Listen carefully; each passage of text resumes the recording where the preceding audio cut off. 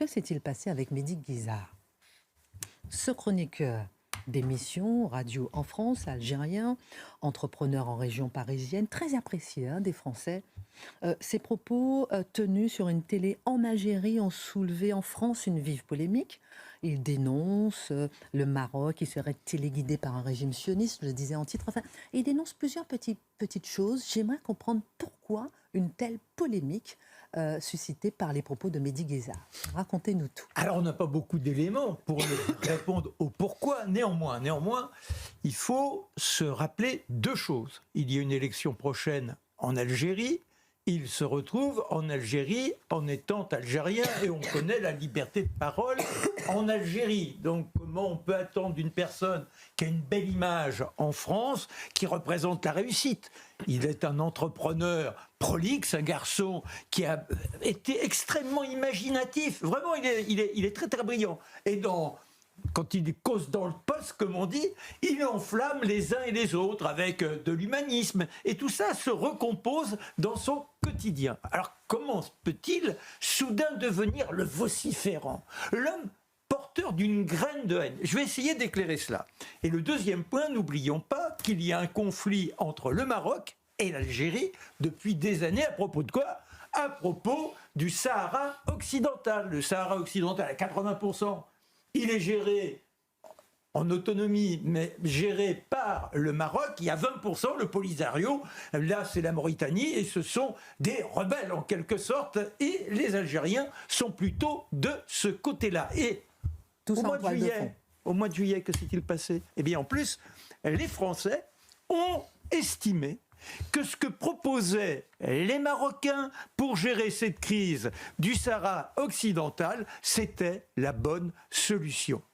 Tant et si bien que les Algériens se sont fâchés, ils ont rapatrié aussitôt leur ambassadeur, et donc on a ce personnage qui se retrouve sur les terres d'origine, avec ce gouvernement qui est en train de se battre pour essayer de se succéder à lui-même, en affichant un résultat extraordinaire, parce qu'on est très mal informés, nous.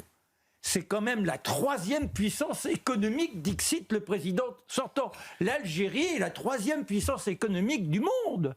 Voilà une réussite. Venons-en à ces accusations. Non, mais c'est important parce que ça permet de comprendre le contexte.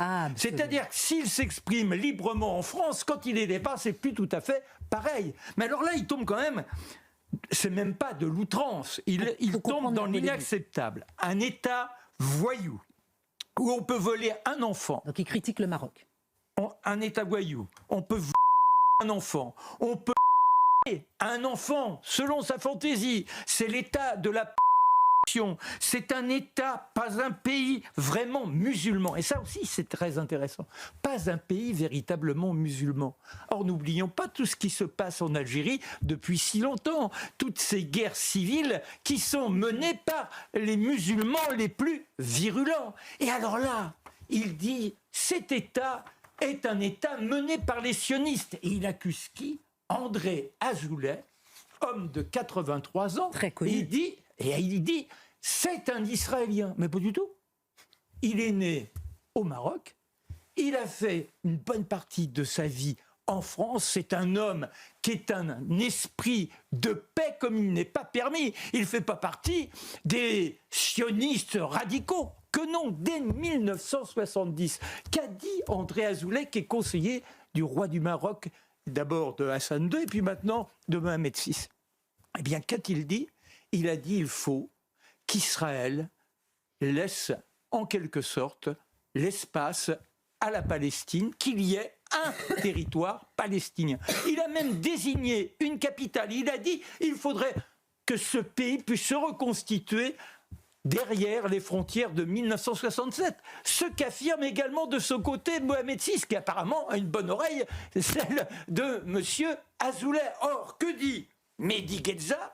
C'est que cet homme, le roi, est un sacripant qui veut sacrifier le Maroc, qui veut sacrifier les musulmans au profit des sionistes les plus radicaux. Si je vous rapportais tout ce que le roi, depuis des mois, assène pour plaider la paix, il est du côté de Biden, il est du côté de l'ONU sur toutes les résolutions, et il dit on ne peut pas continuer comme ça, il faut qu'enfin ça cesse. Mais qui aujourd'hui n'est pas dans cette idée-là, dans ce désir-là, dans ce souhait-là le plus sincère? Et ce qui est reproché à Mehdi Guezar par les internautes, c'est le fait aussi qu'il accuse le Maroc d'interdire des manifestations pour soutenir les Alors, Palestiniens. soi-disant un décret. Or, il y a des manifestations. Et je vous dis, en plus, c'est que le roi il soutient la Palestine. Et puis après, il dit aussi, c'est un état de... Mais ce qui est quand même dramatique, je reviens sur M. Azoulay, c'est que quand on est dans un pays où il y a quand même un certain nombre de fanatiques, que l'on désigne cet homme comme étant un sioniste, un homme qui hait les musulmans, c'est une véritable fatwa.